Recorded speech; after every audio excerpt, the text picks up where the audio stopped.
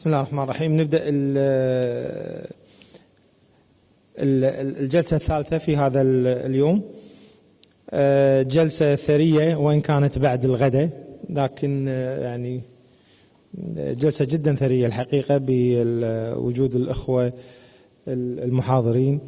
يعني حشد طيب الحقيقة من الخبرات العالمية والمحلية في مجال الطاقة، ويعني we're having كل I would say الانرجي ميكس represented over here في على الستيج اليوم.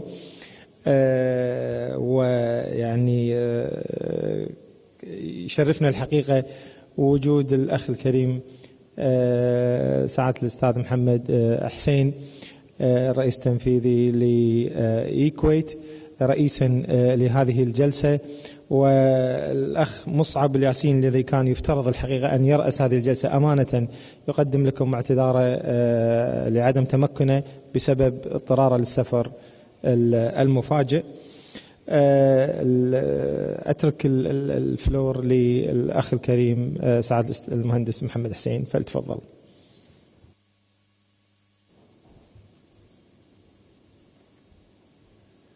بسم الله الرحمن الرحيم. Dr. Jassim here requested, he said, don't dance in the floor, so I'm not going to do that one.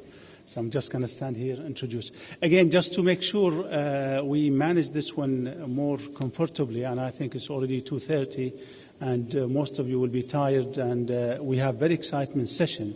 What I'm intended to do is the following. I'm going to introduce the five speakers in the beginning. Then we'll have them start giving the 10 minutes max, hopefully, for afterward. And that's when, just to present it, then we'll open the session for the Q&A, and we'll do the summary at the end, just to make sure we are managing the time and ensuring there is enough time for you to interact and have some panel discussion. Again, I think the session is very rich. I wish we have more audience attending this one. The energy mix is a huge challenge for the whole region, and something which is a huge dilemma been there. We had our ups and downs in this one, and we have been swinging every side ways and really going up and downs to see what's the best mix in this one today. I think we have a very rich panel today. I will start introducing Dr. Bassam Fattouh. He is Director of Oxford Institute for Energy Studies. In addition to his roles as director, he leads the OIES Oil in the Middle East program. He is research fellow at San Antonio's College University of Oxford and the professors at the Schools of Oriental and African Studies, London. He is widely published in the international oil prices system, OPEC prices powers, and other security in Middle East. And he will be our first speaker, actually, so I'm giving you the sequence while I'm going, and that's why. So Fattouh will be starting our first speech. The second speaker will be Dr. Bill from Price. He is the founder and chief executive officer for Petroleum Policy Intelligence. Founder and CEO Bill Fearon Price has 20 years experience in the energy industry, working both as a consultant and industry journalist focused on the Middle East and North America, energy and politics. Before establishing BPI, he led oil research at New York-based Midley Global Advisors. A former industry journalist, he held senior correspondent and editor both with International News Wires and editor the Middle East Economic Survey, MEES. Our third speaker, which is, my apology if I'm not pronouncing the names properly for any of you, I really apologize for that one. Dr. Holger Rogner, and Dr. Rogner has master's degrees in industrial engineering in 1975 and PhD in energy economics in 1981. Most of his career was in the nuclear side. He was working with the International Atomic Energy Agency.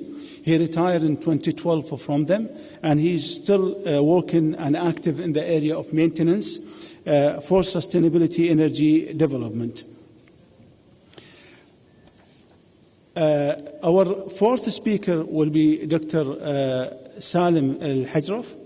And Dr. Salim, he has been in the position today since April 2013, where he is assigned as Executive Director for the Energy and Building Research Center at Kuwait Institute for Scientific Research.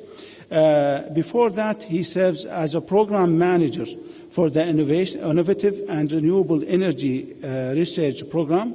Mr. Al-Hajraf will have more than 20 years' experience in various scientific research fields, including clean energy technology. He has a master's degrees in mechanical engineering and has a PhD in mechanical engineering, and he has also a master's degree he has an MBA, which he had in 2008. Our fourth speakers will be, I think I'm running, I'm fine, Mr. Claudio Palmieri, and he holds a degree in electric engineering from Frankfurt University. For applied technology, he has more than 20 years power generation experience in development engineering, commission service, and other activities in the power side.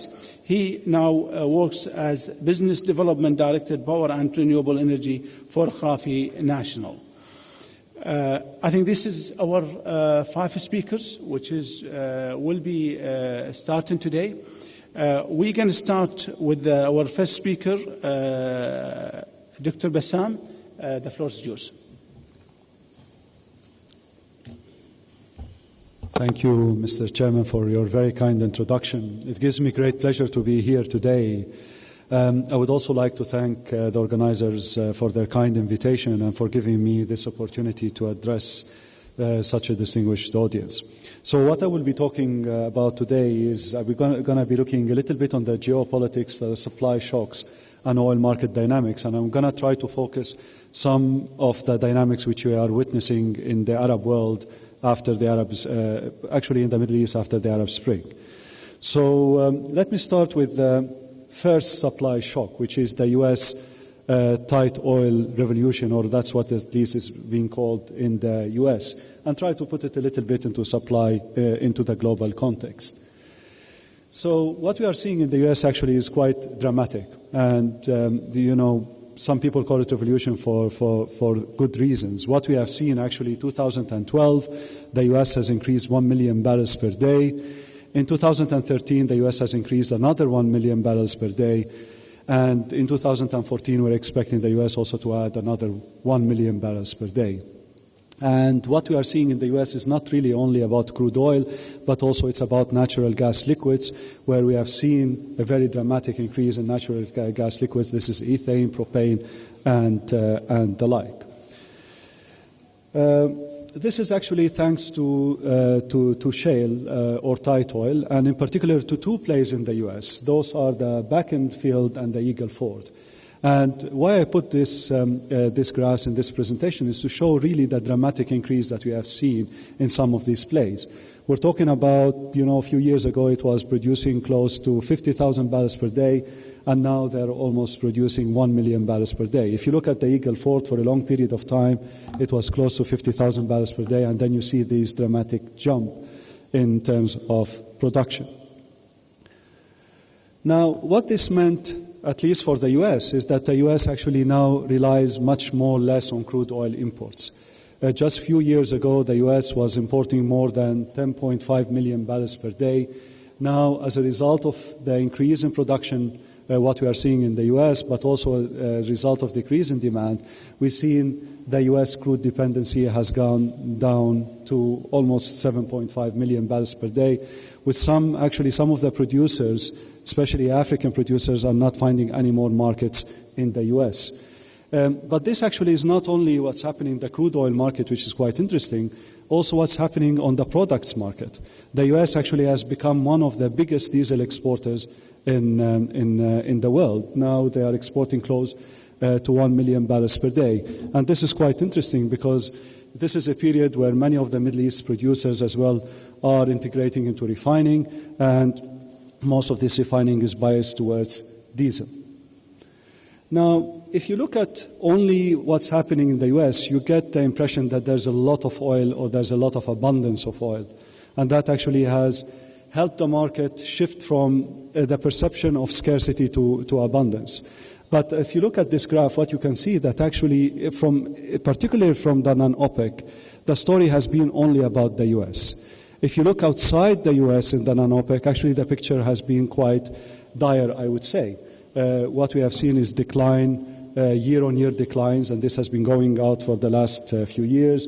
And some of the traditional centers, or that's where most of the people were expecting non-OPEC supply growth to come from, for instance, from Brazil and from Kazakhstan or the former Soviet Union, actually all of these traditional centers of supply growth have stagnated in the last few years, and we're expecting them to continue to stagnate as well as we move forward. On top of that, if you add what has been happening in terms of disruptions, geopolitical disruptions, actually that brings the picture of where the U.S. fits in the global oil supply story. We have seen in just a few months ago, in September 2013, disruptions from the Middle East alone, Syria, Yemen, Libya, Iraq, and Iran, up to 3.2 million barrels per day of disruption. Now, if you put this into context, what you will see is that what the U.S. really did is just to offset some of the disruptions that we have seen, particularly in the Middle East. So that's why it's quite important to put the U.S. tight oil revolution in its global supply context.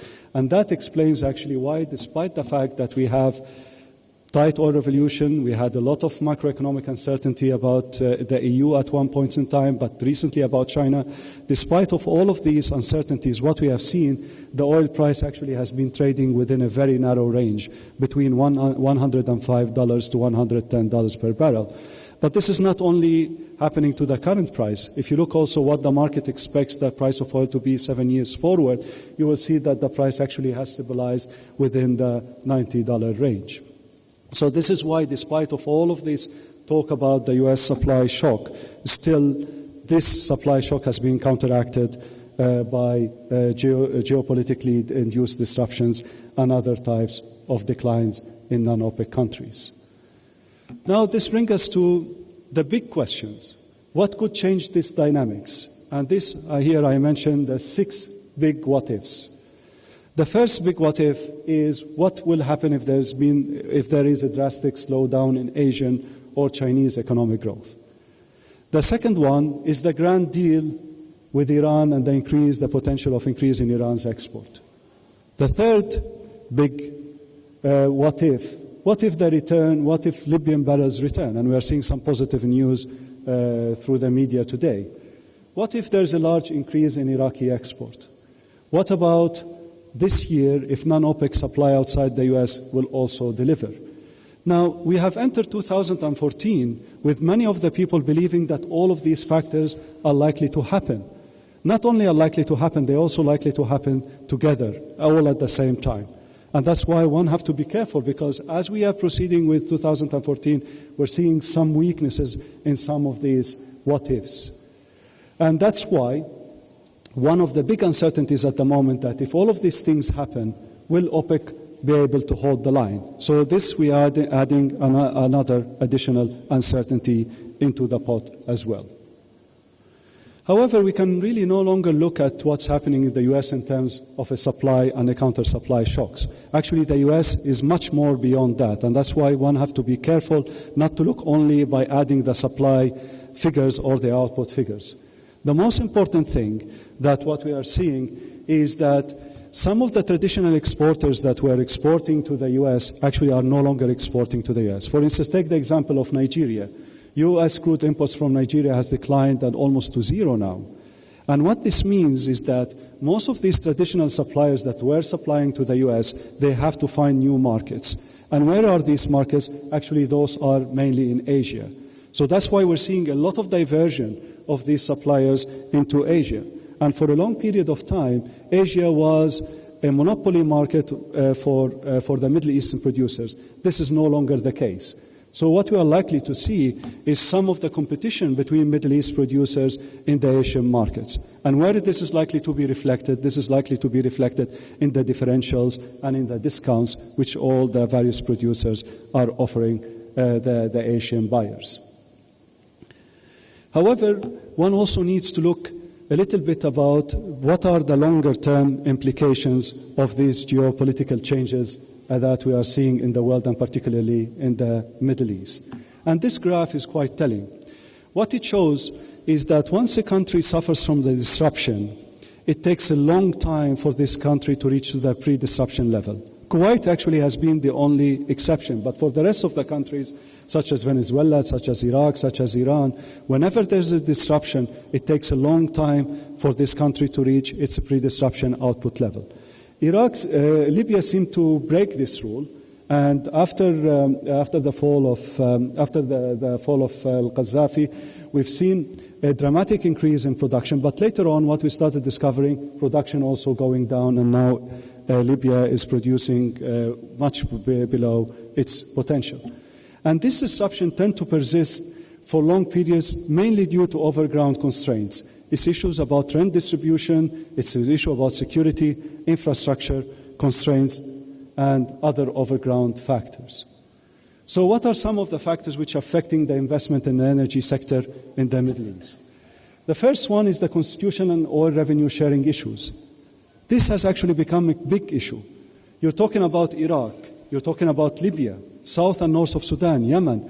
All of these problems are actually of how to distribute the oil rents within the certain country, how to distribute it within different regions, within different tribes.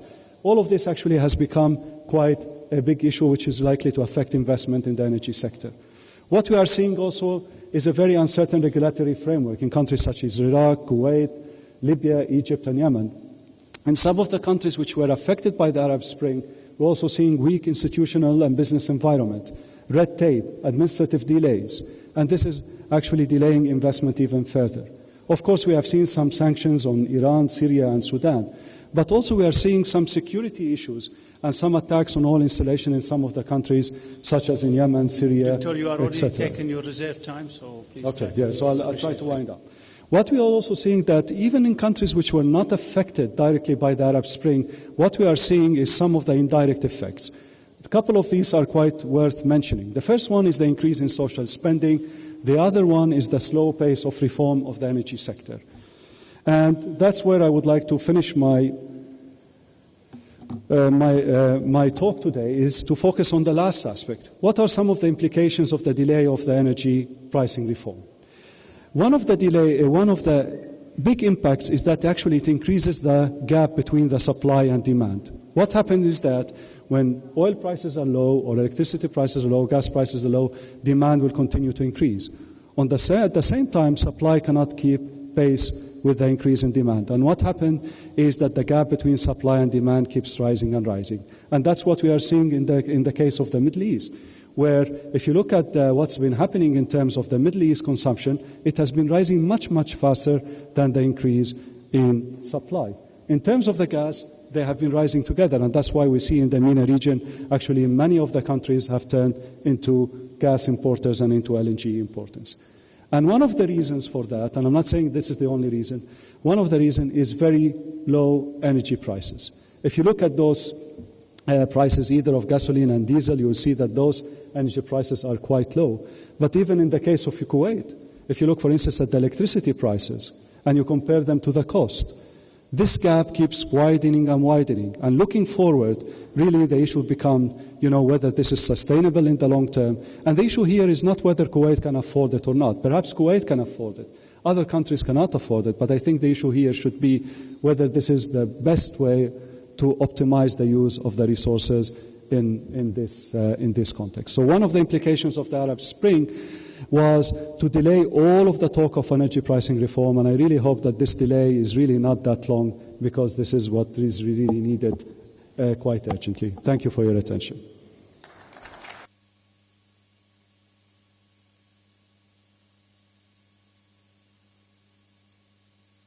Dr. Price, please. I don't know if we could handle this screen. We need some help if we can't run it. Somehow we've been stuck. If you can help us just to get it back, please. Good afternoon, ladies and gentlemen. I'm honoured to be invited here to speak, and I'm going to pick up some of the themes that Dr. Fatou was just mentioning. I am going to spend a few minutes looking at the oil supply outlook for the rest of this year for the Middle East and North Africa region. I'm going to talk you through what I regard as the major moving parts in the jigsaw on supply.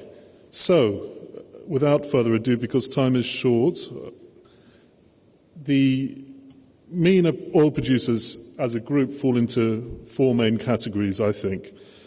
The heavily disrupted production in Libya and Iran is one group.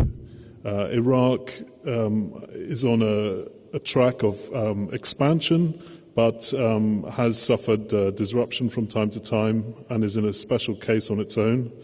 The GCC producers, of course, are known for stability and the capacity to implement long-term production expansion. And then, of course, you have the minor producers, countries like Syria, Yemen and Egypt, which have from time to time been oil exporters, increasingly due to political disruption or other existing factors, are now becoming importers of oil. In this whole subject, where the whole issue of security and politics is a major driver, set of drivers for oil production, but it tends to obscure the fact that there are underlying issues that have long been had a much more significant impact on oil production, and they include the maturity of the oil fields, recoverability, the lack of investment in some cases, and access to technology, and the quality of reservoir management and facilities management, for that matter. So let's take a quick look at Libya. You can see from my production chart that from summer last year, production in Libya really collapsed, and that was primarily due to the blockade on the eastern terminals in the country. We see Libyan production, this is slightly out of date, my slide, but it's probably now it's closer to 100,000 barrels a day. The latest deal that seems to have been agreed between the government and those blockading the eastern terminals is significant, but I would caution against the expectation for a sharp jump in supply because the deal has yet to be implemented. We've seen framework deals like this before, and they have never been implemented. And the other issue is that there is a danger and a risk of damage to surface facilities, which implies that there will have to be considerable integrity testing before supplies can be resumed. So if there is to be a sustainable recovery in Libyan production, and let's not forget, this was a country that was, before the 2011 civil war, producing at about 1.6 million barrels a day. So, in other words, we've lost well over 1 million barrels a day of production from Libya. It requires huge progress on the country's national politics, the pathway towards a constitution, towards protection of minorities, because a lot of the issues around Libya's political outlook relate to localized tribal conflicts, ethnic conflicts, and the activity of militants as well. So, in essence, it's impossible to run a geographically extended oil sector in a country where you have a weak central government, an absence of a national security force to backstop the operations of the national oil company, and a fiscal imbalance that actually undermines the capacity of the national oil company to deliver the operating expenditure and capital expenditure required. I'm going to move on to Iran. Iran is another country where we could see potentially a sharp jump in supply. Already, you can see from my chart, last few months, we've seen, since the interim nuclear deal was done in November, we've seen leakage from, although the international sanctions on Iran's oil exports remain in place, Iran has been able to increase exports largely due to the scrapping of EU maritime insurance restrictions, and that's a positive. Our view is that if Iran and the International Contact Group are able to negotiate a final deal on Iran's nuclear program, it's highly likely that Iran will be able to resume a great deal of its shut-in production within about 12 months. So Iran on its own is a considerable element of potential production growth over the next 9 months to a year. Iraq is a very important growing source of oil supply. And what we've seen in the last 2 months is a considerable breakthrough in terms of Iraq's ability to export from the south. As this chart makes pretty clear, the exports from the south have went over the 2.5 million barrel a day mark in February, a similar sort of level in March. I don't think that that will be sustained through the rest of the year, but it does show that technically Iraq is able to translate its higher wellhead production into higher exports, and that's something to be applauded. Of course, there are risks to this progress. In the north, we are, in my consultancy group, we are relatively pessimistic on the opportunity for a deal between Baghdad and the Kurds on independent Kurdish exports, at least until after a new government is formed post-April. You have a considerable military standoff in Anbar province, and of course intermittent threats to the Kirkuk pipeline. And in the south, there is an ongoing political debate over greater provincial control of the oil sector, and I think that will give rise to tensions between the central government and the provincial governments in the years ahead. GCC, as I said earlier, long-term growth, the major producers, the major three anyway, Kuwait, Saudi Arabia and UAE, all involved in either expanding over the long term or managing spare production capacity in the case of Saudi Arabia. The issues for these longer term trajectories involve the degree of IOC involvement, the terms and costs related to that involvement, the management of domestic demand, which is something that Bassam touched upon, and of course gas handling and availability, which is critical in many ways to management of mature oil fields. And I'm just going to say a word on minor oil producers. It's not a surprise to anybody that Syria and Yemen are no longer oil exporters. In fact, Egypt stopped being an oil exporter about 5 years ago. There are Arab Spring-related elements to this, but actually, in many ways, the trend was heading in this direction anyway. And I think we are going to see even more of the region's minor oil producers ceasing to figure as exporters in the long term. So I'm just going to wrap up. My conclusions are that the big moving parts of the jigsaw puzzle are Iraq, Iran and Libya for this year. In Iraq, my best guesses are that elections will be critical to the performance in the rest of the year. I think it's unlikely that Iraq will be able to sustain the type of southern exports it saw in February and March. But still, exports should be stronger than we've had in recent years. On Iran, I give chances of a comprehensive nuclear deal at about 50-50. But if the two sides are able to strike a deal, even if they are unable to strike a deal, I think that the sanctions regime will erode over time. And finally, on Libya, I am pessimistic on Libya's ability to come back as a major producer this year.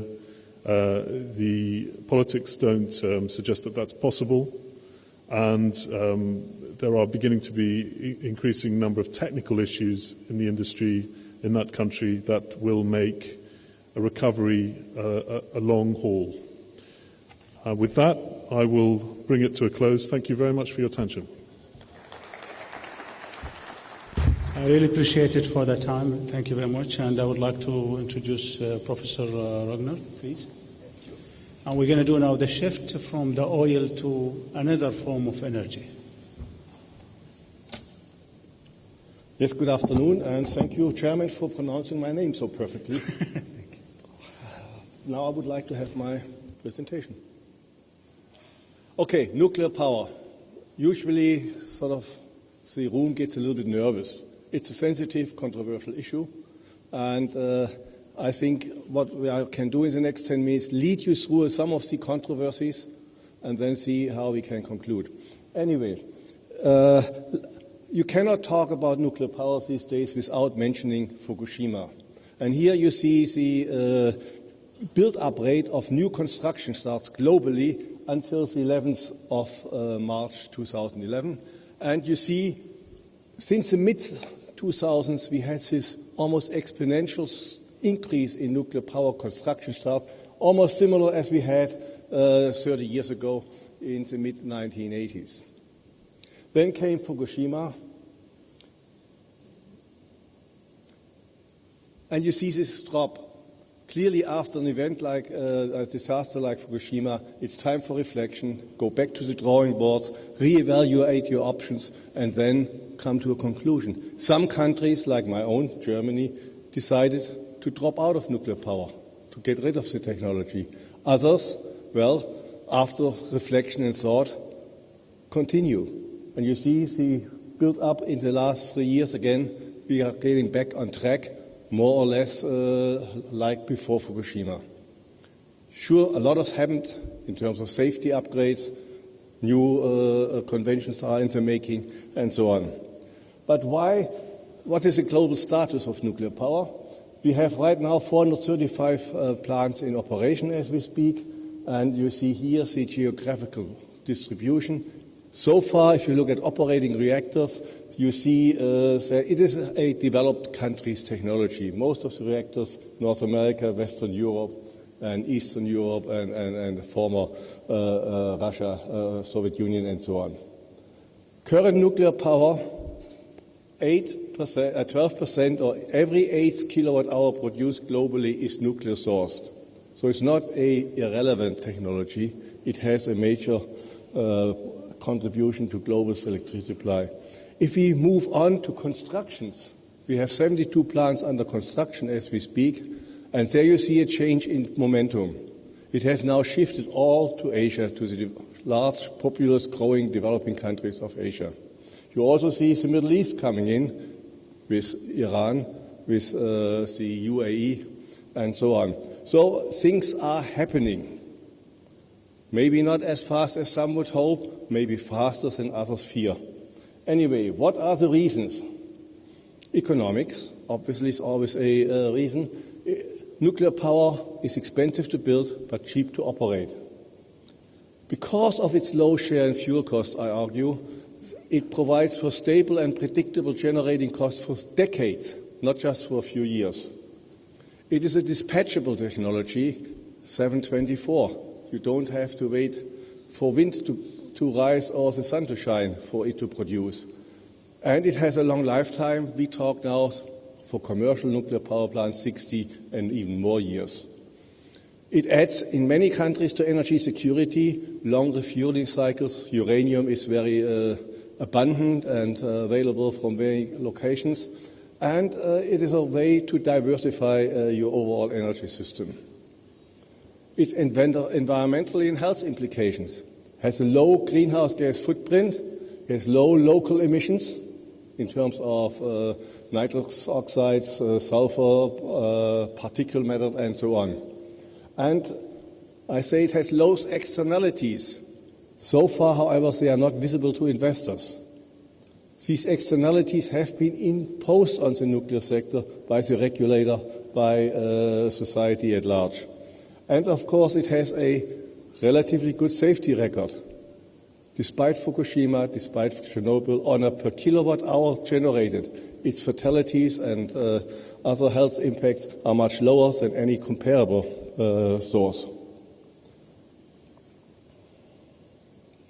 Yeah. What I said about the low generating cost and the small fuel share, only 5% are the actual resource uranium. So even if the price doubles or triples, you don't see it really in the generating costs. And that's shown in the next graph here. We have here the capital costs of various technologies, nuclear, solar, gas, and so on. These are the operating costs, the fuel and resource costs. Again, you see it's only a small share. Compare this to, let's say, a gas combined cycle or other fossil fuels. Obviously, renewables fall into the same category. But now let's just double the resource costs. Here we have a base case, nuclear, coal, and gas. We double the oil, the coal, and gas prices, uranium prices, and you see the visual impact. Hardly anything on the nuclear side, but quite an increase in generating costs on the gas side. It also has a low footprint when it comes to greenhouse gas emissions. Here we see the CO2 equivalent per kilowatt hour of various technologies. And nuclear is down there at the bottom, comparable with the best renewables. So it is a potent greenhouse gas mitigation technology, a large-scale greenhouse gas mitigation technology, I should say. However, so far, this low greenhouse gas footprint is not visible again to investors. If we have here three technologies, coal CCS, and gas combined cycles, the red bars, in terms of dollars per megawatt hour, the dashed line is low nuclear cost, the solid line is high nuclear cost. You see, nuclear power is not competitive against coal in either case. It is competitive against gas and combined cycle. If I add now a $10 carbon tax, suddenly nuclear becomes competitive, even the low-cost gain coal, $20 and $30. So the overall international negotiations on a new climate change regime will have an impact on nuclear power in terms of economics. In all fairness, the same impact it will have on most on renewables. So what is the situation in the GCC? You have a lot of challenges. I don't have time to go through it, but you all see that population, of course, the high subsidies, the high inefficiency in the energy system is certainly a major driving factor. The need for desalination and that the gas as a preferred fuel is not everywhere available. We heard about this enough, so I skipped this. You see 2 countries in the GCC region are net LNG importers. Other factors are, of course, the region is one of the most sunniest regions in the world, so it is enormous energy potential from renewables, and obviously, given the high energy consumption, the region is also one of the largest greenhouse gas emitters. What is the rationale then for a carbon-rich or hydrocarbon-rich region to go nuclear? It's an economic rationale, I would respond. And let's just consider the following back-of-the-envelope approach. Nuclear power, $6,500 per kilowatt, would cost about, at an interest rate of 10 or 5%, would cost about 72 megawatt hours per electricity. So a break-even price for gas in the region would require a gas price of about $8 per gigajoule or an oil price of 50. So, as long as the price of oil is higher than 50 or of gas, you can achieve in the world market more than 8. Nuclear power appears to be competitive. It is, of course, a situation you don't pay these prices back home here. You don't pay the international price, you pay subsidized prices. But even with those subsidies, if you do the calculation, you come out that nuclear power could be economically attractive if the international opportunity costs are applied. If you, in your calculation, when you subsidize or not, doesn't matter. Do this, you will find out that nuclear has an economic rationale.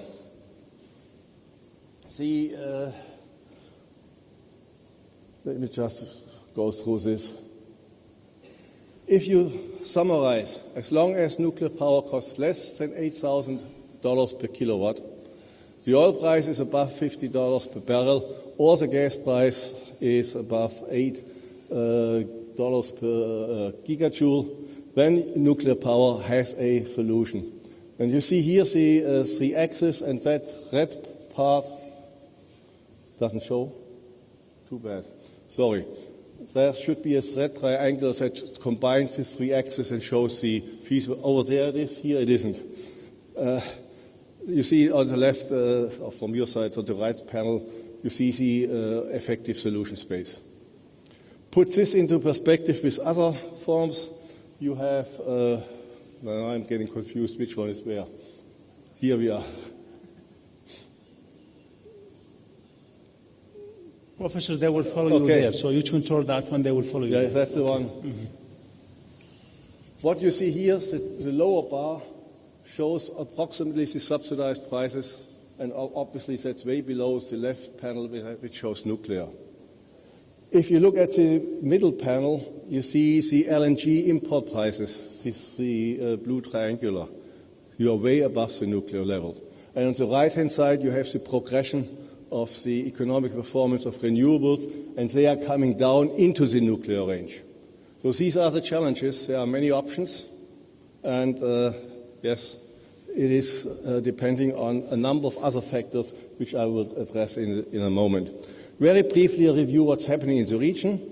We have Iran. Doctor, you have 2 minutes. Yeah, operating one reactor, but 20 more gigawatts planned. You have the UAE with 2 reactors under construction, altogether 2.8 gigawatts. 2 more are in the planning process or almost in the startup process.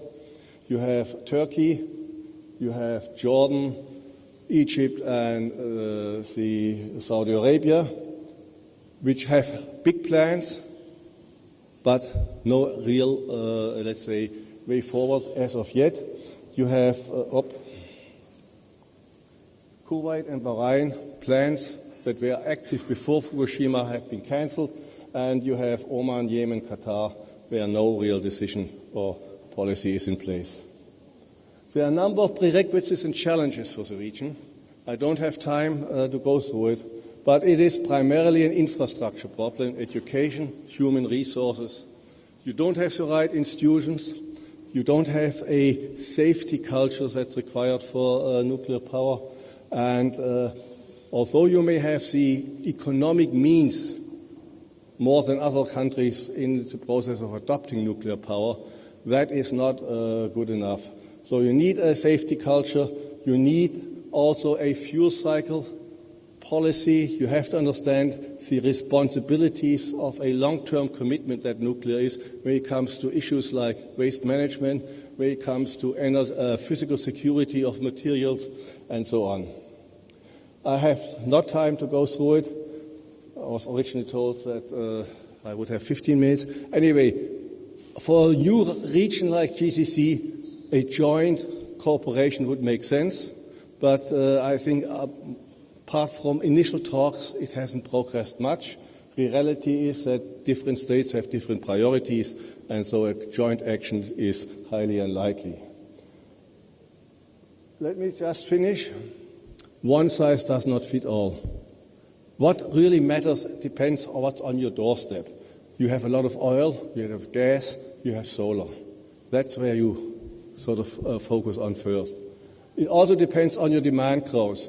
Europe, Germany is not growing anymore in terms of demand. So it's a completely different situation than we have here in the region. Then, of course, you have to weigh the risks and preferences. What is a mining accident versus this, versus that? Affordable electricity versus greenhouse gases, and so on.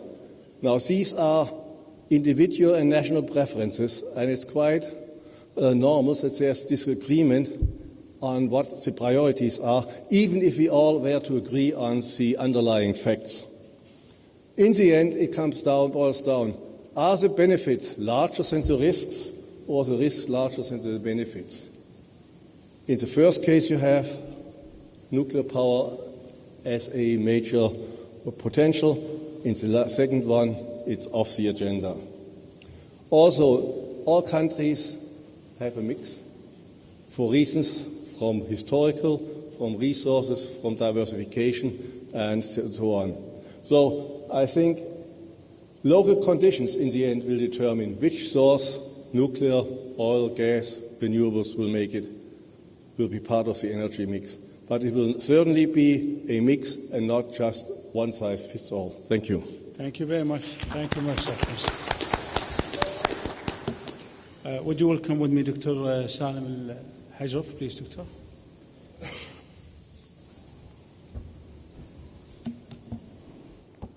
Thank you very much, Mr. Chairman, and thank you for the recent talk, which makes my task much easier since the introduction being already done. In fact, we talked about conventional energy resources, we talk about renewable or nuclear resources, and in my talk I will cover the renewable part of it and see how diversification are the only choice for our sustainable future of energy security. In fact, one can ask a question, why a country like Kuwait will search for renewable resources while we have abundant source of cheap and conventional energy like oil and gas. In fact, this is the question that we are going to answer through this presentation. And I call it the energy security and supply diversification for future energy demand. It is applicable for Kuwait as well as other GCC countries. Of course, this is the slide I prefer to start my talk with always. If we go back to the origin of our civilization before the Industrial Revolution, it was food and water is the only reason for a civilization to be developed. Starting from the early Babylon civilization until the Industrial Revolution came. Every city now, if you go for the mega cities in the world, you will see them beside a river, which means that it starts with a small farm beside that river, and that was the only reason for this civilization. Now, civilization required abundant, accessible, affordable source of energy. And this is the struggle of everyday's decision makers, policy makers, scientists are looking for solution for this equation. In Kuwait, in Riyadh, in Doha, Dubai, Abu Dhabi, Muscat, they are all very modern civilizations, but there is no river. And the only reason for our civilizations is the abundant source of energy, but unfortunately it is a scarce source of energy. That's why we have a driving force to find a complement, not a replacement of existing source of energy. So the motivation for renewable in our countries, mainly energy security for the long term, volatility of oil prices, it goes up and down, so this make unstable market. Climate change also applying another pressure on our decision makers. Population growth, industrial growth, they are all applying pressure on demand on power, demand on water, and on raw material. This is the blue map scenario developed by International Energy Agency a few years back, showing if we continue business as usual, what is the share of each technology. For example, nuclear in 2050 will share about 10% of our energy mix in the world. Oil will be about 5%. Coal will jump to 50%, and so on for gas, hydropower, and geothermal, solar, and wind. If we turn to clean concepts, nuclear will jump to about 25% by 2050, and others will affect it accordingly.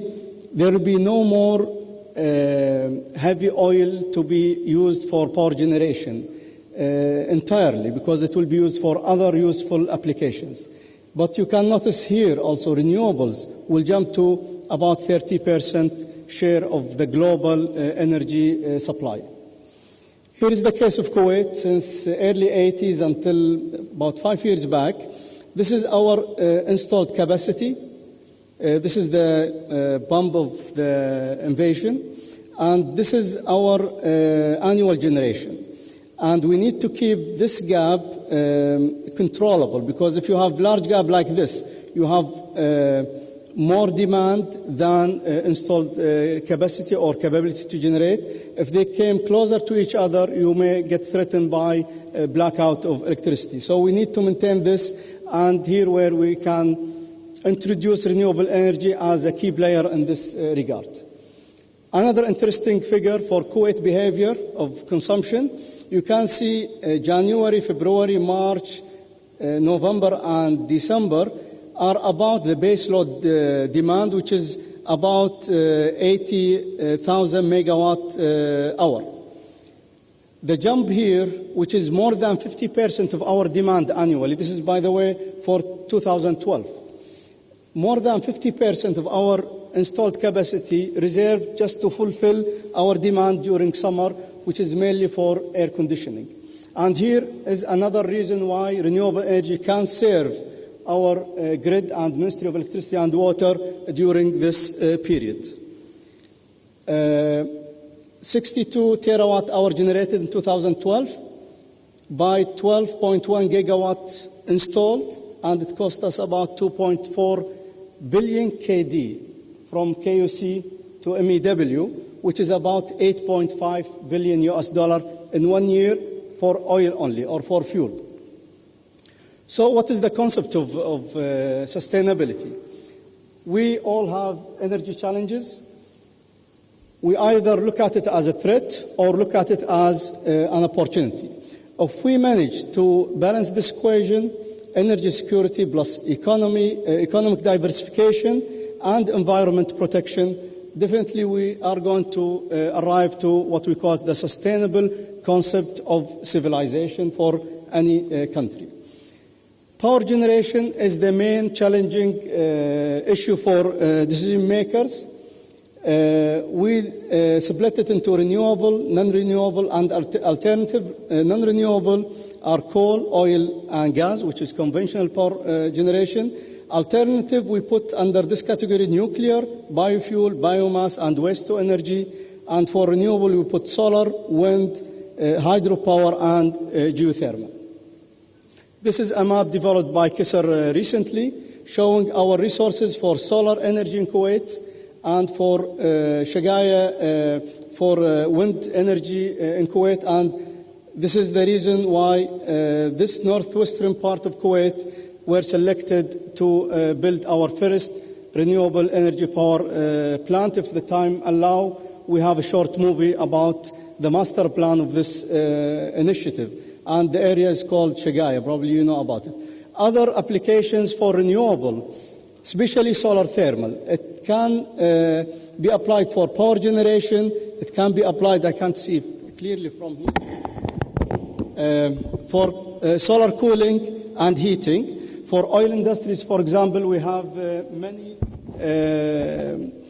talks and also ongoing projects with the KOC and KMBC to deploy renewable energy application mainly for enhanced oil recovery or steam generation in the upstream sector. Also, we have applying for a joint project with the joint operation in Wafra for the same purpose, to generate steam from solar.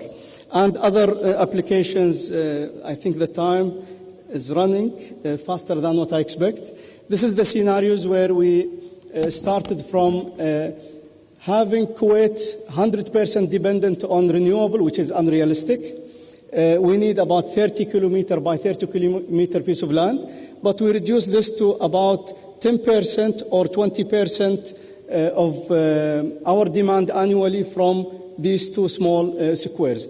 And His Highness the Emir announced our target by 2030 will be 15% based on this target, and that was on the climate change conference in Doha about 1.5 years back. Shagaya, just a brief summary about Shagaya, and I will stop by this. I have other slides, but I'm not going to continue. Shagaya initiative started by us at Kisar to build a master plan for 2,000 megawatt multi-technology renewable energy park in Kuwait. For the first time, this concept being developed in the world. The aim is to generate about 5,000 gigawatt hour, about 5 terawatt hour out of the 62 terawatt hour consumed by Kuwait. This is the percent. Saving about 12 million barrel of equivalent oil every year from the plant. Prevent about 5 million ton of CO2 from emitting to the atmosphere. The technology and also secure about 1,200 permanent jobs for Kuwaitis to operate and maintain these plants. Technologies, we designed it to be 15 times 50 megawatt CSB plants, and recently we award the first 50 megawatt CSB plant about 2 weeks back, and it is equipped with a 10-hour thermal energy storage that will be used during night. And if we notice that during summer we have long day and short night. With this concept, it will be for the first time solar energy can evacuate power to the grid as a base load, day and night, 24 hours with this concept. And this is what we hope mid-2016, the inauguration of this plant will prove our concept. But this is one, but in fact it is one out of 15 projects. 8 times 50 megawatt CSB tower with the same concept. These two technologies are called thermal technologies. 40 times 50 megawatt PV plants. We build also, we are going to announce the winner for the first 10 megawatt plant. And 70 times 2 megawatt wind towers. Also, we are going to award about next week or the week after the winning bidder for this plant. Infrastructure, this is what characterizes our project here in Kuwait. We provided all the infrastructure required to make the levelized cost of energy as low as possible. We provided 4 substations to integrate the grid. We provided the cable, the overhead line, to connect to the grid. Emerging technology test and transfer demonstration site will be allocated in the park. Housing compound and water treatment plant, and if time allow, a demonstration, the movie will be giving you more details about this, but it is up to the chairman. Thank you very much.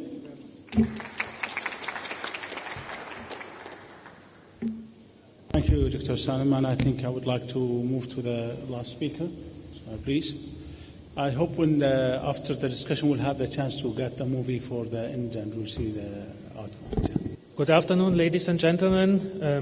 Thank you to the organizer to be allowed to present ourselves here. I represent Karafi National.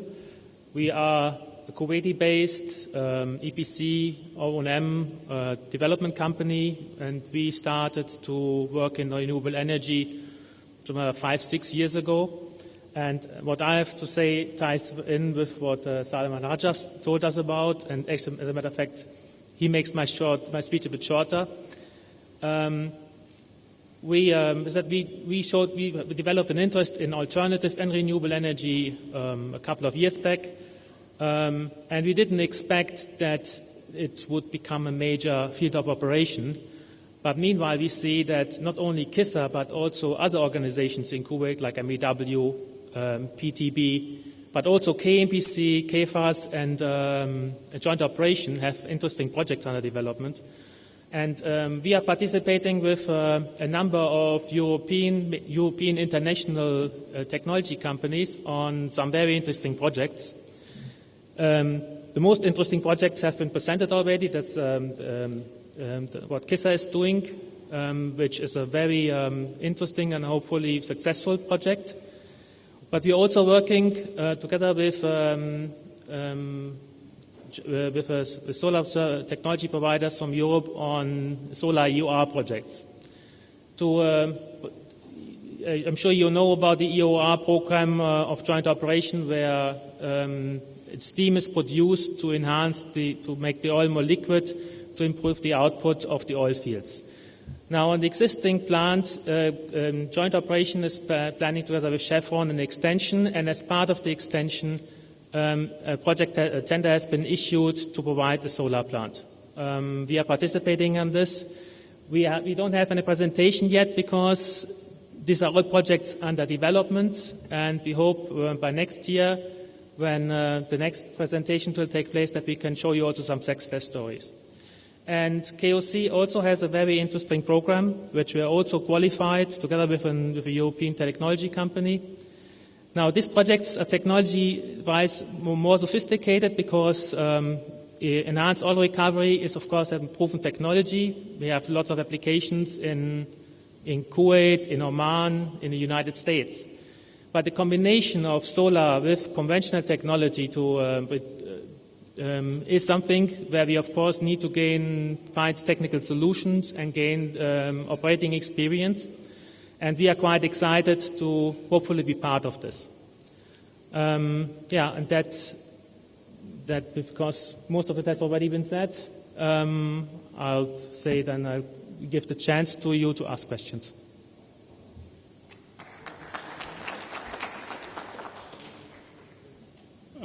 We'll open the session for the questions. If there's any question from the floor. And it's coming. Yes, please. Thank you, Mr. Chairman. Well,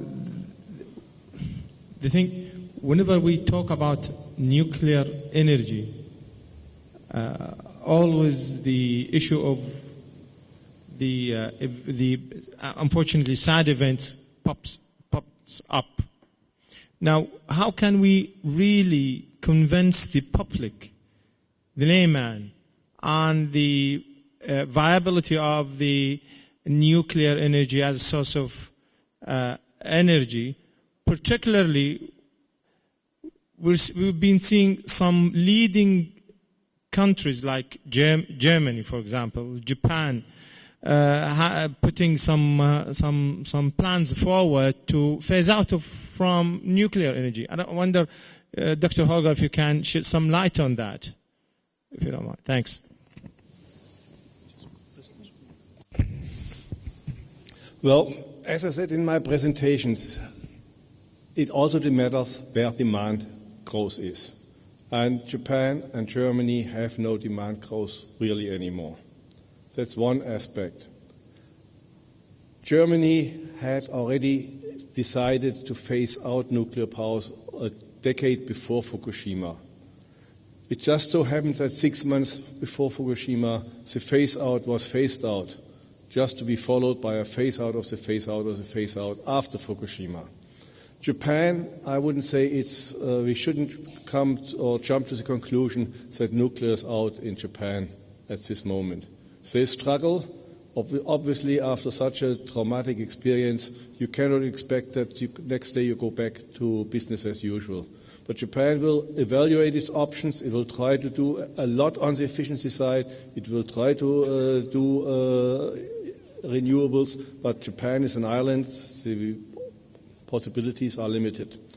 But you asked how to convince the public. You cannot convince the public just as a matter of convincing the public. You have to shows the options and shows the pros and cons of each.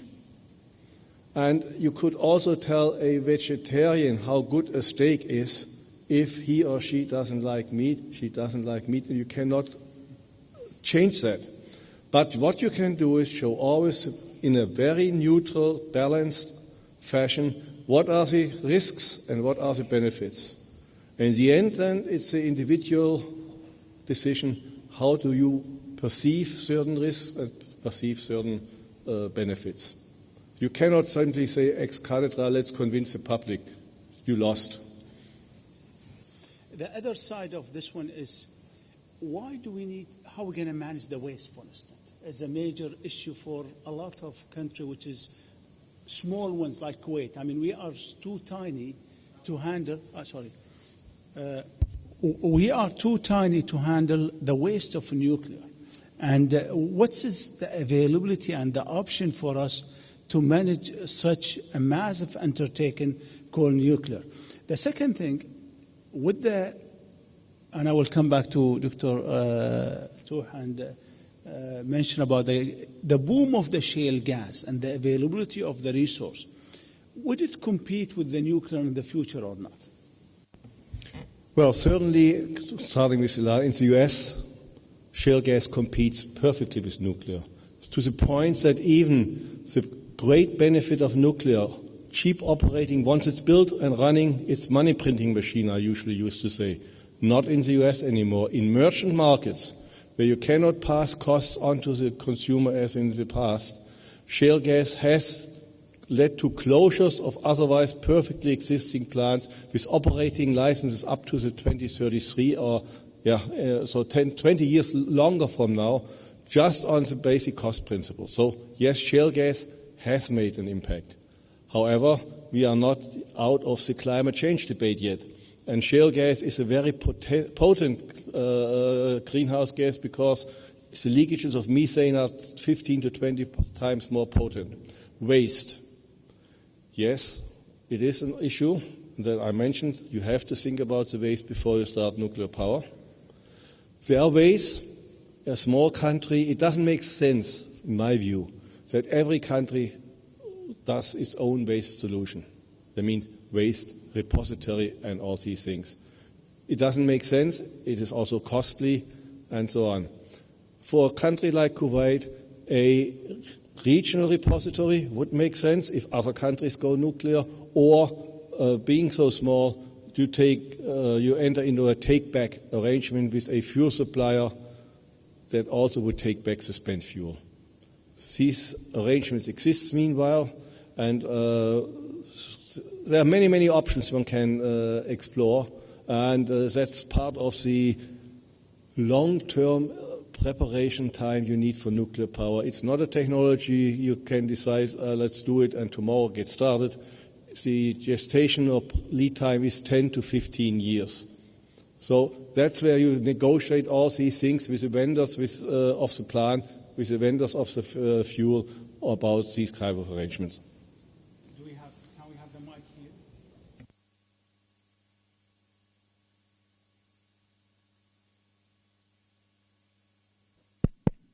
Thanks, Mr. Chairman, and thanks for all the lecturers for their informative lectures. My question for Dr. Bassam, what about the impact of this accelerated development of the production of shale oil and shale gas on the traditional producers of oil and gas, and in particular here for the GCC countries? Well, we talked about, when we think about the oil market, we tend to think of it as a global oil market. So definitely there have been some effects. What we are seeing, the effects actually on the Gulf producer coming in more than one way. What we are seeing is a lot of change in the dynamics of trade flows. So as a result of some of the traditional exporters that were exporting to the U.S., such as Nigeria, Angola, Algeria, all of these countries that are not exporting to the U.S., but even Latin America, such as Mexico, Brazil, they are started directing their exports to where the growth areas are, which means that many of the Middle East producers, particularly the Gulf producers, are likely to face much more competition in the Asian markets. And as a result of that, they are likely to start adjusting their discount policy, their marketing policy, all of this is likely to be affected. The other impact which you are seeing as well, for instance, in terms of the natural gas liquids exports, where we're seeing propane from the US all the way reaching Europe, which means that the petrochemical industry in Europe has much more diversified sources of feedstock. Whereas, for instance, in the region, we have opposite direction from what we're seeing in the US. For instance, look at the example of Saudi Arabia, where you see ethane scarcity, a pressure to increase ethane prices. In the US, it's the opposite way around, where ethane is so much abundant and actually it's being rejected. So you're seeing not necessarily that the petrochemical industry is going to lose their competitiveness, but it's actually, the competitiveness of the US industry and petrochemicals is moving forward, whereas the competitiveness in the region is going backward. Now, if you look at some of the specific aspects as well, what we are seeing, for instance, the US has become a very big exporter of diesel. This is happening at the same time where China is also becoming a net exporter of diesel. And if you take into account what's happening here on the investment in terms of the refining, which is more biased towards diesel, it means that now the Gulf countries actually have to compete much stronger or much fiercer in order to market this diesel. And it's not necessarily to be Europe, so they have to look into Latin America, they have to look into Africa to market their diesel. So it's really not enough to look at the US only as a supply shock, because if it's a supply shock, it has been counteracted by all of the things I've discussed. But that's why I say what's happening in the US, it's beyond that. It's all these changes in the trade dynamics. It's all these changes also in the perception, where a few years ago we're talking about scarcity. Now we're talking about abundance. We're talking about the choices. So all of this is changing. Now imagine if this tight oil revolution or shale gas revolution is actually diffused across the world. That actually could also change the dynamics. So far, we don't believe that it's going to be globally diffused because the US really has very specific conditions in terms of property rights, in terms of the technology, in terms of the service sector. But looking forward, who knows? What if China develops its gas reserves, shale gas reserves? What if Russia develops its tight oil reserves? So, this is actually, in a way, a game changer, despite the fact, so I always say, although prices have been stable, but under this stability of the prices, there have been many moving parts that the Gulf countries should be aware of. Until we get the microphone, let me ask you a question, Doctor, and also Mr. Price.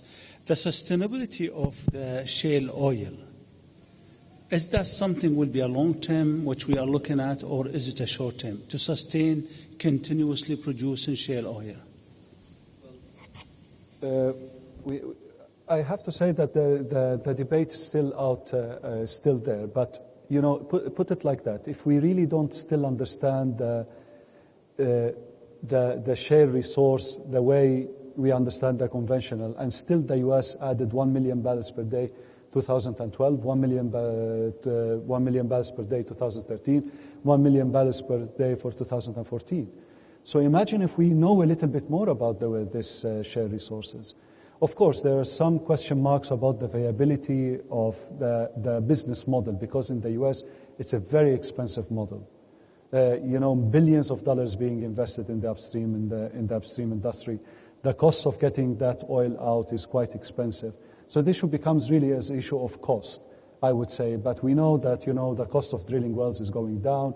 So, really we don't know. That I would say. And no one would really be able to, to put his hand and say, it's not going to happen or it's going to happen.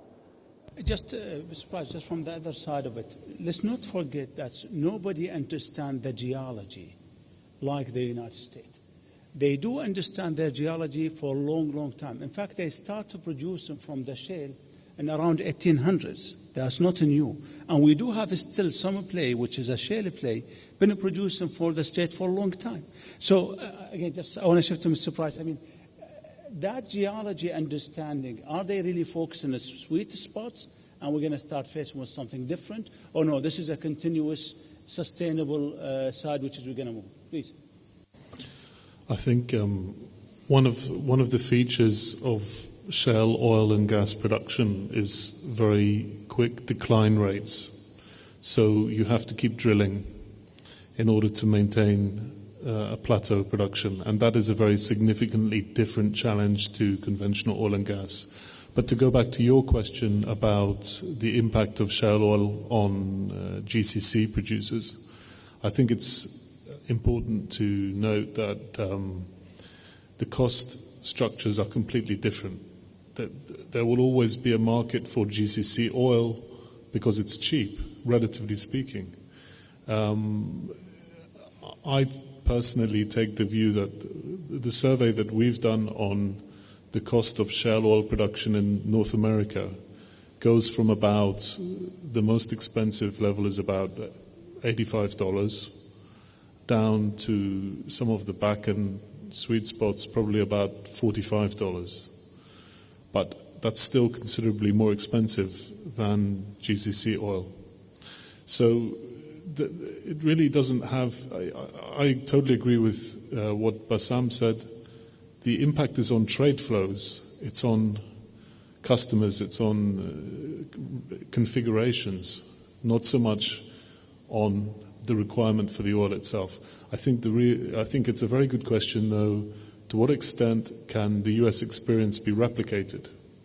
Well, I have no reason to believe that it won't be replicated at some point quite widely. And that's even despite the fact that our knowledge of the geology is not very complete. The reality is, if oil prices stay above $100, there's going to be much more unconventional oil and gas coming on stream. Well, I just want to add to that not two shale deposits are created equal, and that's a problem. That we have to, shale oil deposits are both the source rock and the host rock. So Bill already mentioned it's a continuous investment issue. And I would argue replication is difficult. It may come if the oil price stays high or gas prices, but just imagine the US has drilled about 40,000 holes before Mitchell Energy finally got things together that the Bakken field started flowing. How many holes have we drilled outside North America? A few hundred. So the whole experience, also is what goes along with it, needs to be developed, and that will take time. I think we have a question here. Thank you, Mr. Chairman. We heard today the term energy sustainability a lot in each session. And I think possibly there's a need from the oil and gas industry in the region to invest heavily into the alternative energy for our region, especially in the solar energy. Where do you see, as a panel and yourself, Mr. Chairman, what is the need, and what do they need to do in that arena in terms of the oil and gas industry? Thank you for the question. It's a very viable question. I think sustainability is a term to prolong the scarce resources, which is for us oil and gas, and to utilize existing resources. For us, it will be wind and solar. Taking into account that every country has its own optimum energy mix based on their resources. Even in a country, for example, like Saudi Arabia, the energy mix of the south will be different than the energy mix in the north. The problem with the renewable energy, it is site-specific. But there is a huge interest from even big oil companies like Shell, BP, Chevron, recently KOC and Aramco. They are trying to convert from being oil companies to be energy companies. And there are many attempts from big oil companies to penetrate to the business of alternatives. Of course, the most mature technologies nowadays are hydropower, great dams, or geothermal, which is Iceland is more characterized by. But for mainly solar thermal, still the market is struggling to take it off, but it has a high potential to attract more investments in the future. And in fact, our initiative in Shigaya is just a way to transfer and deploy the technology so that it can guarantee the future sustainability. Very quickly on this point, I think something that I mentioned is that in any market, you have to allow for prices and relative prices actually to send signals to investors. And the problem that we have at the moment in the Gulf is that those relative prices, especially relative prices between alternatives and, conventionals, are really, conventionals are so much subsidized that it actually makes it very difficult to send those signals. So, for instance, if you are selling a barrel in Saudi Arabia, a barrel of fuel oil at $4.25, how can any of the renewables compete? How can you basically build the case? So that's why it's very important actually that the renewables and the alternatives enter within a reformed system rather than, keep everything the same and just try to introduce renewables. I really encourage you. I very support your activities, but you really have to get also the signals right.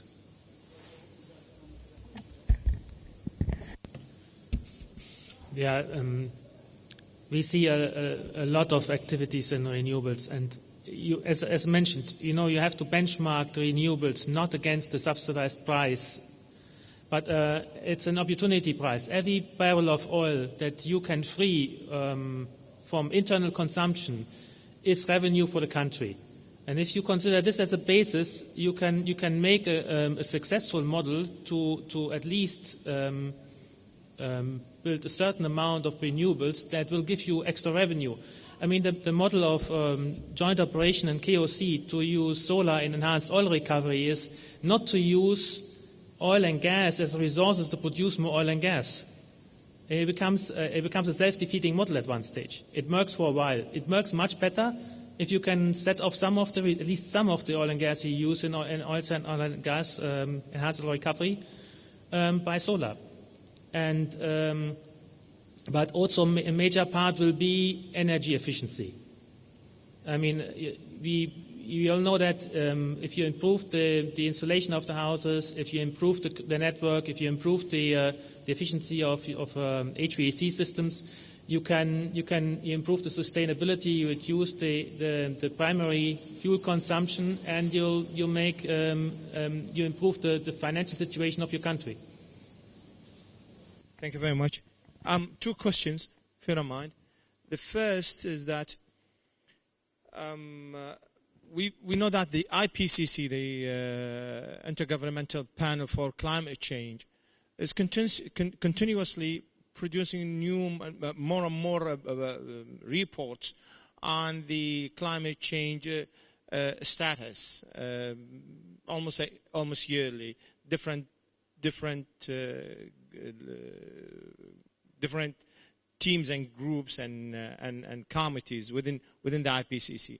Now, the panelists themselves, how do you really foresee the effect of those reports with all the data that they've been reported within the reports, such as the sea level rising data that have been reported just 2 years ago, less than 2 years ago, 2012. How do you foresee the effect of such IPCC initiatives and drives would affect the global petroleum scene? That's number one. Number two, 2012, within Rio Plus 20 summit, there was an attempt or an initiative that been launched. It hasn't been agreed upon globally on, which is the green economy. Now, how do you really foresee the effect of this initiative, which I believe that is going to happen? Yes, the G77 and China did not agree on the initiative that's been forward by the European countries for the green economy, but all what the summit could do is to postpone the green economy concept. Now, how do you really foresee the effect of the green economy on the petroleum scene? The question is for the panelists themselves. Thank you. Well, my first question is, climate change is real, but it doesn't hurt enough yet. I guess our societies first have to feel the pain before we move. Also, we cannot attribute any of the disasters we have seen, whether extreme weather events and so on, to climate change as of yet. What we can do is, yes, the IPCC reports have shown that the frequency of this type of freak events is going to increase. That's what we observe. Now, the main issue in the climate change debate and in the negotiations at the United Nations Framework Convention climate change level is who is going to pay. It is clear that the currently industrialized countries have loaded the atmosphere with greenhouse gases, developed their wealth on it. Now other countries want to follow suit and they are told, hey, you can't do this. And there needs to be a compensatory mechanism, and that is, for me, the biggest hurdle to overcome. The one thing is, the longer we wait, the smaller the gap becomes. And if I look now at the typical, in the 90s we had the separation between Annex 1 and non-Annex 1 countries. Annex 1, those who have to reduce in the Kyoto Protocol. There are a number of countries that have much, much lower per capita income than many non-Annex 1 countries. So the balance is in flux. And that's the next complication, that countries that are sort of, at the borderline to become middle-income countries, in 10 years they will be middle-income countries. How does this burden sharing work between various nations?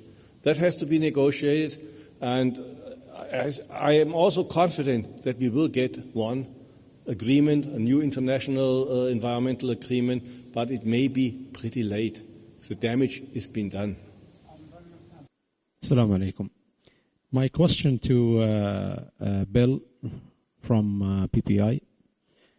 How do you see the relationship between KRG and the federal government in Baghdad shaping up in the next few years? They have been in harsh dispute over the oil law since 2007 and until today. I know this year nothing is going to happen, and probably even next year. But how do you see it happening in the next, probably maybe 5 to 6 years? Do you see a resolution, or do you think that each party will remain, their hard-head position? Thank you very much. Yeah, you're absolutely right. This deadlock can't go on forever. And I think we're getting to the crunch for the simple reason that if you have a look at the capital expenditure of the IOCs that have invested in the KRG, they are getting to the limit of what they will be prepared to do before they see some return on their investment. So something has to give. My view is that if a deal is done, it will probably be done more according to Baghdad's terms than the Kurdish terms, because ultimately it's a question of sovereignty and it's a bit of a zero-sum game. Any independent provincial export of oil, whether it's from Basra province or whether it's from the KRG, is a diminution of the sovereignty of the federal state. There's no way to get around that. And given that state financing of the public sector is still done centrally, the boot is clearly on Baghdad's foot, not the other way around. But that's not to say that KRG oil will not be exported, because I think it will. I just think it will be on terms that are more suited to Baghdad than to Erbil. But we have to see how it's going to play out, because right now we have the elections in a few weeks' time, and on past performance it can take Baghdad, Iraqi politics can take months and months to form a government. I don't think this is going to be top of their list of issues to address anyway in a under a new government. So I don't think it's an issue necessarily for this year even. It could be kicked further down the road.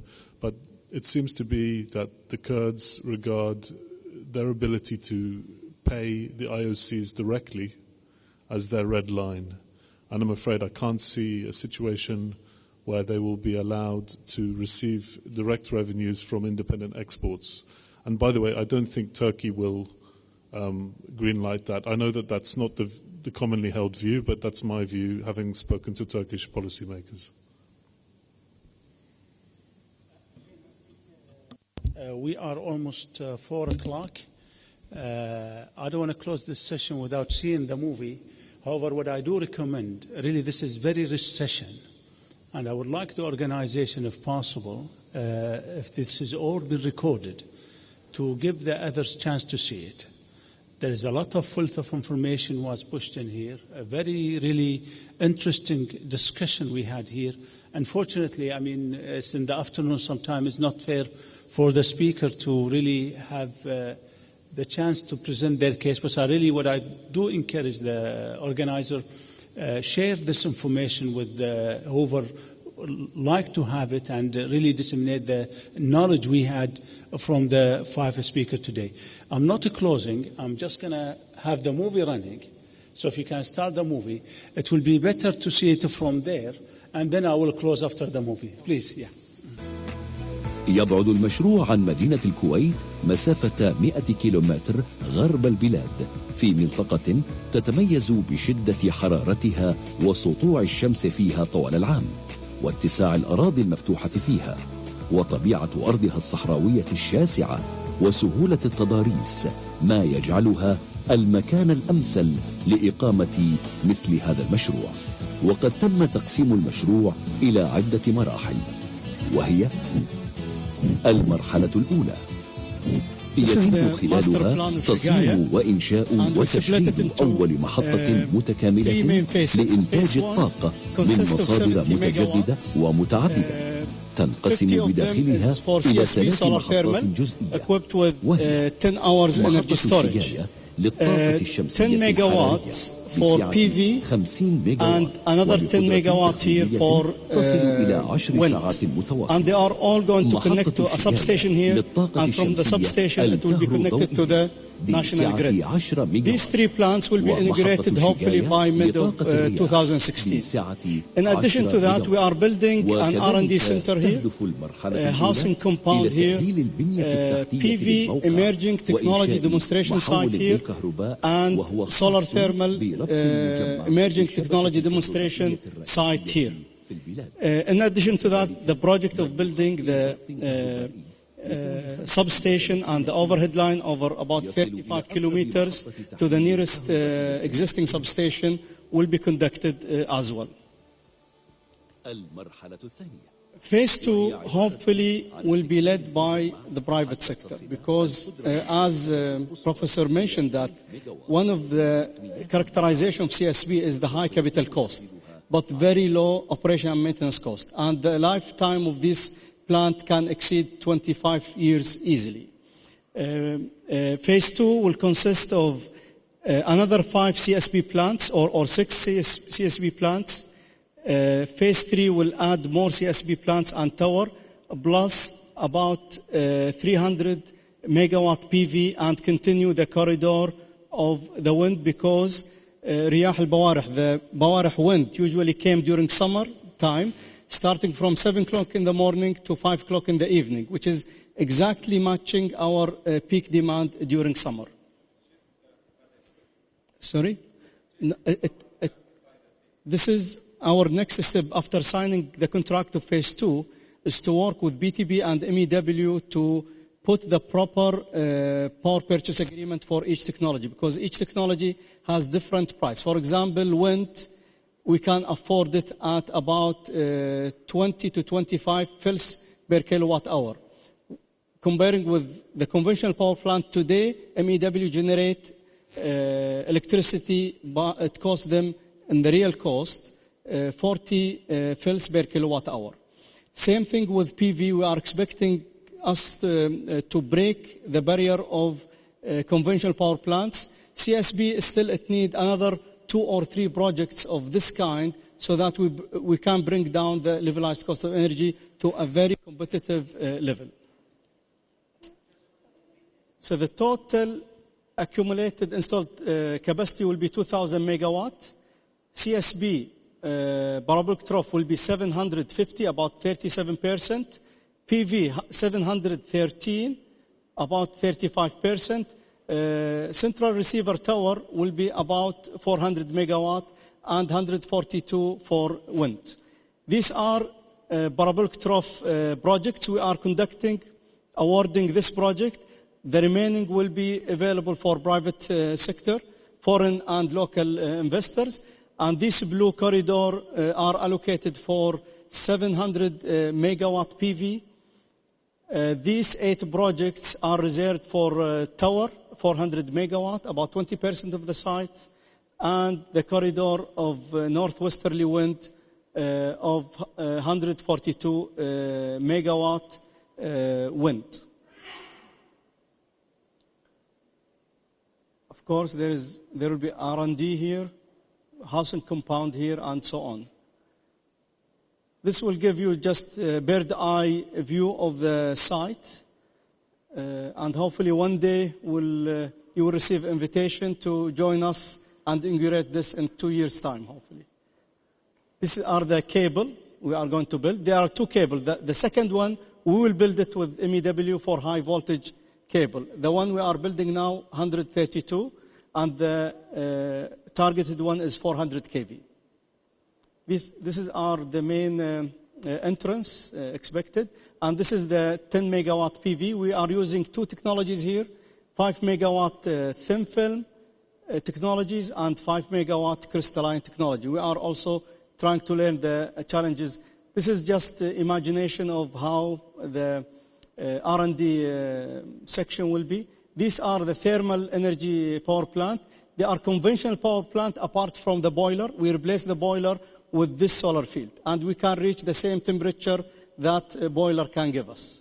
This is the housing compound that can occupy or enough for 1,200 permanent job with their families. These are the PV sites here.